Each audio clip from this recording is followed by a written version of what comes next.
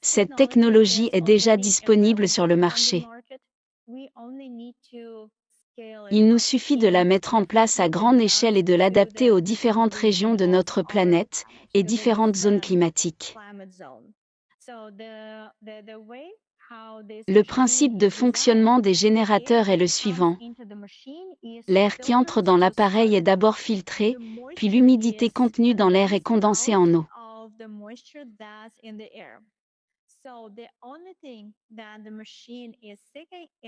Autrement dit, la machine recherche uniquement les molécules d'eau qui sont plus petites que les particules de microplastique.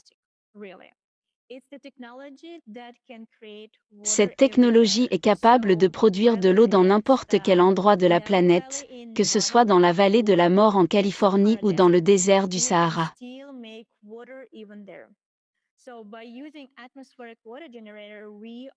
En utilisant les générateurs d'eau atmosphérique, nous réglerons les problèmes liés à l'eau.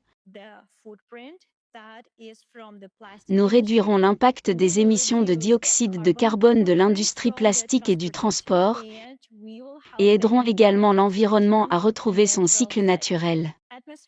Les générateurs d'eau atmosphérique filtrent l'eau en éliminant toutes les impuretés. Si on les utilise à une échelle mondiale, ils pourraient devenir une sorte de filtre artificiel dans le cycle de l'eau de la planète. Après seulement quelques années d'utilisation active, les océans et l'atmosphère seraient considérablement purifiés. Les océans recommenceraient à transférer la chaleur vers l'atmosphère, d'où elle s'échapperait dans l'espace. C'est une solution écologique au problème de l'eau potable. De plus, lors d'une évaporation intense, l'océan se refroidit, tout comme un humain se refroidit en été grâce à l'évaporation de la sueur sur sa peau. Ainsi, si l'on utilise des générateurs d'eau atmosphérique à une échelle mondiale, alors l'atmosphère deviendra moins humide et plus fraîche.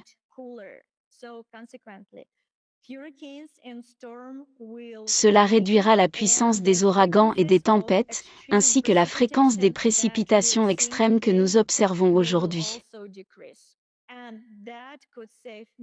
Cela permettra de sauver des millions de vies et d'éviter des pertes de plusieurs milliards de dollars.